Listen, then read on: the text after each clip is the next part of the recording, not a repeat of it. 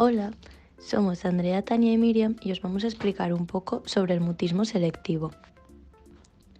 Hay 4 puntos claves que son la descripción del problema, los tratamientos, la aplicación práctica en el aula y recursos recomendados, y luego otra parte de las referencias bibliográficas. El primer punto es la descripción del problema. ¿Y qué es el mutismo selectivo? Pues es un trastorno que se da en el 1% de los niños donde los menores no hablan en lugares específicos o en ciertos contextos. Además, el DSM-5 especifica 5 criterios que se deben de cumplir. En primer lugar, un constante fracaso al hablar en ciertos lugares o situaciones sociales donde se tiene gran expectativa. El segundo es que esta alteración puede verse implicada en logros académicos, laborales o en la comunicación con otras personas. El tercero es respecto a la duración, debe durar al menos un mes. El cuarto es respecto al idioma, ya que la persona no se siente cómoda o no conoce el idioma que se emplea. Y el último es que no debe relacionarse con otros trastornos de la comunicación. El mutismo selectivo suele aparecer acompañado de uno o más trastornos. Estos pueden ser la enuresis, la encopresis, el TOC, la depresión, el retraso madurativo o la ansiedad. Los factores precipitantes. Factores genéticos. El mutismo selectivo tiene una base hereditaria. Temperamento. Los niños con mutismo selectivo suelen tener un temperamento específico, como por ejemplo ser tímidos. Factores del neurodesarrollo. Los niños con este trastorno presentan tasas más altas de trastornos del neurodesarrollo. Y por último, los factores ambientales. Muchos de los niños con mutismo selectivo son bilingües. Factores predisponentes. Algunos de ellos son las variables genéticas. Unas pueden perder su efecto en el comportamiento, con el tiempo, sin intervenir, y otras, como el sexo, van a necesitar una intervención precisa. Variables psicológicas, como por ejemplo las respuestas de escape o evitación ante personas o lugares extraños. Variables ambientales. Aquí son muy importantes el entorno familiar, los centros educativos, la capacidad del niño para adaptarse a cambios como mudanzas, hospitalizaciones. Psicopatología parental. Los padres de los niños con mutismo selectivo no presentan diferencias significativas en comparación con los grupos de control. ¿Y cuáles son las causas de este trastorno? Por el momento, no existe una causa para este trastorno, aunque sí existen hipótesis en las cuales se cree que puede deberse a una interacción entre distintos factores del neurodesarrollo, como pueden ser factores genéticos, ambientales y el temperamento del niño.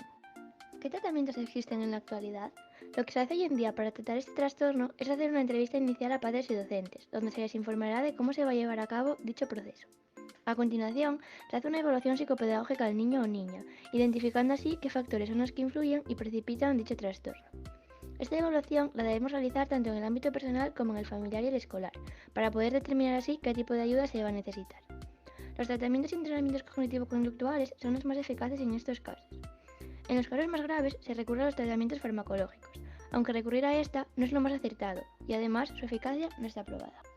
¿Qué pueden hacer los maestros para ayudar a prevenir y o manejar la situación en el aula? La intervención en el ámbito escolar es esencial, ya que es uno de los contextos donde suele darse el mutismo selectivo. Para prevenir esta situación, los docentes deben hacer que todos los niños y niñas se sientan seguros en el aula, ofreciendo un clima familiar, de confianza y de seguridad. Además, debemos facilitarles la comunicación e interacción con el resto de compañeros y compañeras y evitar una exigencia excesiva. En caso de que tengamos un alumno con mutismo selectivo, deberíamos intentar estimular el habla mediante actividades divertidas en las que se necesite la comunicación para llevarlas a cabo. Además, es importante premiar cualquier acercamiento del alumno al habla y no forzarles ni obligarles nunca a hablar, ya que esto tiene que ser muy progresivo. Algo que funciona muy bien en estos casos son las economías de fichas, donde reforzaremos las situaciones en las que el niño hable, reforzando así la conducta deseada. Modificaciones ambientales o contextuales. El docente debe dejar tiempo para que responda el alumno o alumna con mutismo selectivo. Darle refuerzos positivos cuando interviene.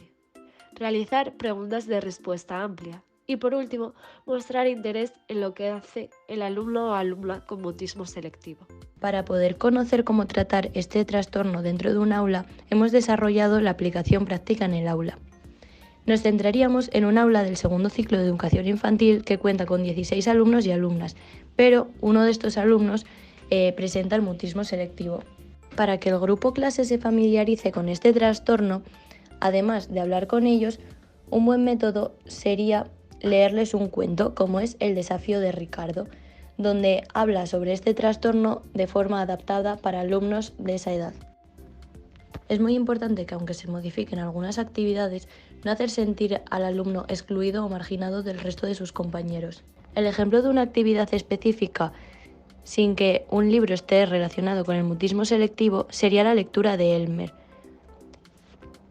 En la asamblea, una vez ya haya finalizado la lectura, se preguntará a los alumnos sobre cuestiones del cuento, pero si no vemos al alumno con mutismo selectivo participar, se podrá ir preguntando individualmente a cada alumno.